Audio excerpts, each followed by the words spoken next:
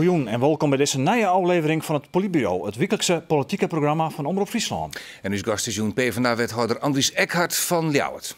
Er kan net nog meer bezuinigen worden op het sociaal domein. De help om kwetsbare groepen. Dat zei het wethouder Andries Eckhart van Ljouwert. Al 20 miljoen is er besparen op jeugdhelp bijgelijks.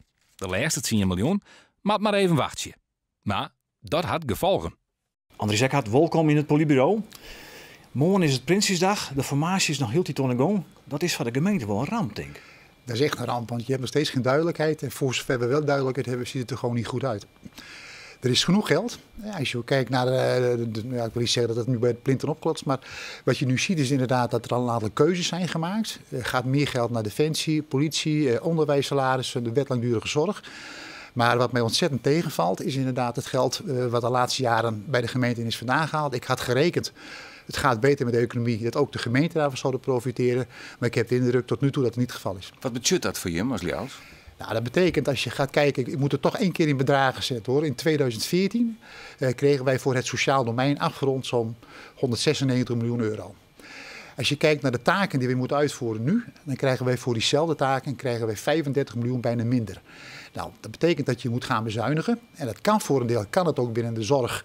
Want als je ziet, er is ook wel eens geld gewoon niet goed besteed. Dus we zijn druk bezig om dat te gaan organiseren. Efficiëntie.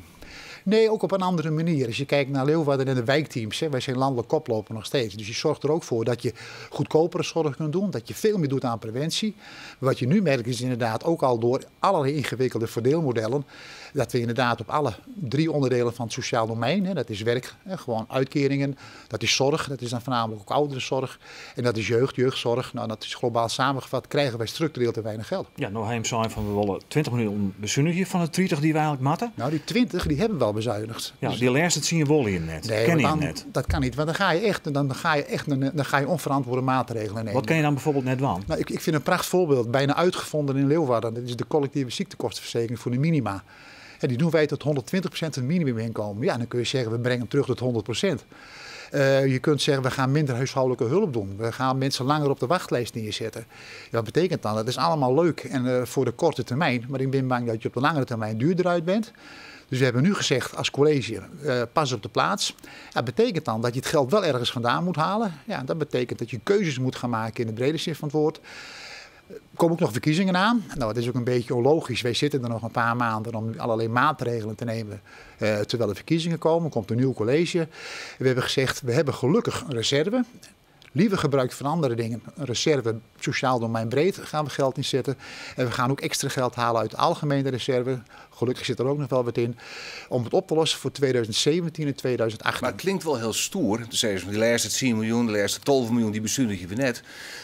Maar ten koste van wat gaat dat? Nou ja, dan moet je toch kijken naar, als je kijkt sociaal domein, dat is toch meer de niet-fysieke dingen die je in Leeuwarden doet.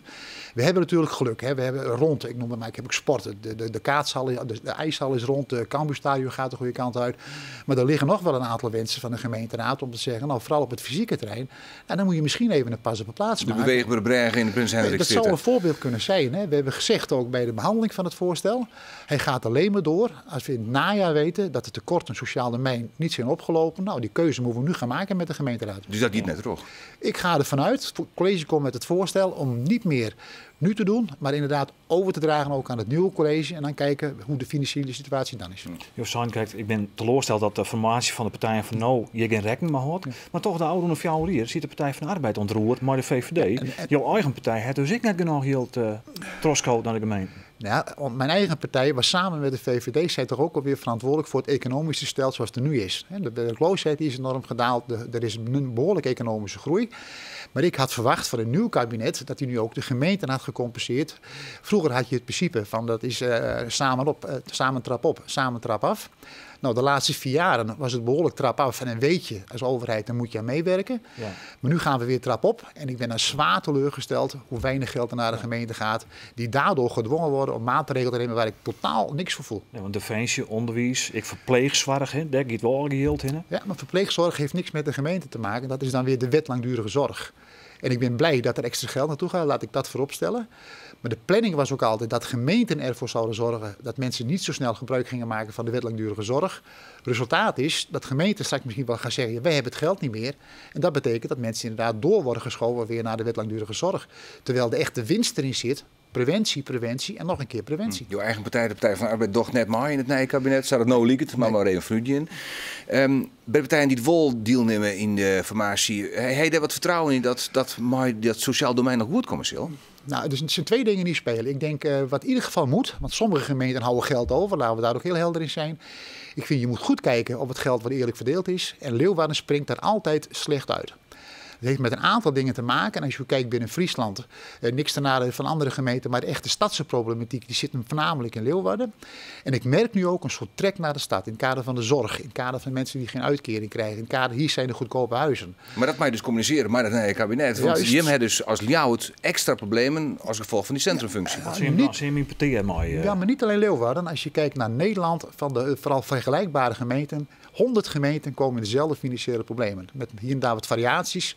Maar wij kregen tekort voor de uitkeringen. We kregen tekort of te weinig geld voor de jeugdzorg. En we kregen gewoon te weinig geld voor de ouderenzorg. Dan blijkt inderdaad, dan kan de minister wat zeggen, ja macro klopt het. Ja, daar schiet ik echt geen moer mee op. Het gaat mee om de gemeente Leeuwarden die gewoon een structureel tekort heeft. Dus wat doe je er dan? Wij blijven natuurlijk lobbyen. Ik ben zelf ook nog lid van het VNG-bestuur. Gelukkig is mijn burgemeester, Vet Kronen, zit ook in het bestuur van de G32 en die zit ook in het bestuur van de VNG. We zijn ook nu bezig om met die andere gemeenten te komen tot een gemeenschappelijke lobby. En dan gaat het misschien in eerste instantie natuurlijk ook wel wat om meer geld. Maar in eerste instantie, in mijn ogen, om een eerlijke verdeling van die geld. Ben je eigenlijk al net vierend te let? Hè? Want er wordt heel iets zijn van het is een hele moeilijke formatie. Het boeten gewoon slow en traag. Als er een regeerakkoord leidt, er is alles dicht timmeren en er is geen ruimte meer voor dit soort extra zaken die jou willen. Dat zijn we toch aan het benadrukken, maar op dit moment is het vervelende. Als je spreekt met mensen die betrokken zijn bij de formatie, die wijzen dan naar het oude kabinet. En spreek je met mensen van het nu nog demissionaire kabinet, die zeggen dat moet je regelen met het nieuwe kabinet. Ja, dat schiet als gemeente weinig op. Dus je bent te laat eigenlijk? Nee, je bent niet te laat. Het wordt niet toegegeven vanuit Den Haag. En wij worden zo langzamerhand een beetje het afvalputje van wat er in Den Haag besloten wordt. En daar moeten we een keer voor passen. Ja. Je als wethouder binnen de druk mee aan de gang, liek als ik, jouw collega's. Maar de kans bestiert echt hard dat je in november de regering maakt, of misschien zelfs dat net. Wat verwacht je met de PvdA? Nou, ik denk in ieder geval, we hebben een goede lijsttrekker. Dat Jacobi, ja, dat ben ik echt, die vind ik hartstikke mooi. Vorige keer werd ook gezegd van de Partij van de Arbeid, dit gaat niet lukken. En boven verwachting, tegen alle landelijke trends in, zijn we toch verderweg de grootste partij geworden van Leeuwarden. Maar en goed, de Tweede Kamerverkiezings, wie neemt zonde in maart? Dat hebben we hier gehad. Maar is dat slim, maar de Partij van de Arbeid is het nog nooit geweest. Nee, dat klopt ook, ja. En sterker nog, oud-gedienden als Dijnem, Feitsma en Eckhart komen gewoon heen op de list erom achter Jacobi. Ik zou dan zeggen, misschien mij toch kijken naar de koersvaarderspartij. Ja, weet je, het gaat wel om persoon. Ik vind je moet kijken, wat hebben wij de afgelopen 4 jaar in Leeuwarden bereikt. En daar ben ik hartstikke trots. Het gaat niet alleen om de ijshal. Als je kijkt naar nieuwe ontwikkelingen van het Cambuurstadion. Wij zijn koploper als je kijkt naar hoe wij omgaan met onze wijkteams. Daar ben ik beren trots op. Als je kijkt wat die allemaal bereikt hebben de afgelopen jaren. We hebben meer dan 100 gemeenten in Leeuwarden op bezoek gehad om te gaan kijken naar onze wijkaanpak. Ja, maar het landelijk jongen, de Partij van de Arbeid, je kan wel succes boeken, maar uit het succes net uitlezen kennen, dan ben je nog de verliezer. Ik denk dat wij in Leeuwarden het succes kunnen uitleggen. Daar ben ik nu ook mee bezig. Want je kunt echt kijken, wat hebben wij in Leeuwarden? Niet alleen, ook met de gemeenteraad, ook met andere partijen. Maar wij waren wel de grootste. Je kunt duidelijk aantoonbaar wat wij in Leeuwarden hebben bereikt. Zou de Ljouwerte politiek net als baat wezen bij een keer een college zonder de Partij van de Arbeid? Dat laat er al zonder de Tweede Wereldoorlog in. Het is wel eens een keer gezond. Ik kan me andere partijen voorstellen, maar dat is echt afhankelijk van de verkiezingsuitslag, denk ik. En Leeuwarden is natuurlijk, niet alleen ik, maar het laatste rode bolwerk zo'n beetje van Nederland met 3 wethouders en 12 en dat bloot het ik, wat dat aan jou lijkt? Als het mij ligt, zeker. Het wordt wel iets minder reed, en liek als jou. Ja, het wordt allemaal wat minder, maar gelet op mijn leeftijd ben ik nog aardig groot. Maar wethouder wil je weer, Sanet, Rietslid? Ja, kijk, je gaat niet op de lijst staan door te zeggen ik vertrek binnen nu en 3 weken. Ik graag door als wethouder. Ook afhankelijk van de portefeuille. Want ondanks het feit dat het op dit moment wat een beroerde portefeuille is, wil ik graag die zorgportefeuille en die inkomensportefeuille wil ik gewoon houden. Daar ligt mijn hart ook. Dan kun je echt zien wat kan ik bereiken voor mensen. Ik heb jou ook een beetje de luxe gelet op mijn leeftijd en ik ben al heel lang wethouder.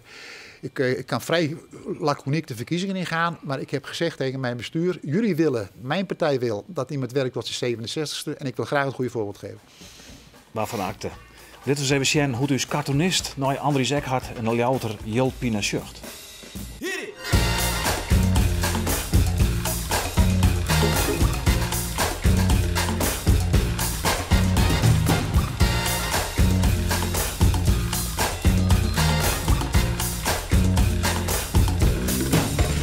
Dit hurt mij het mooi kregen. Ja, mooi. Ja.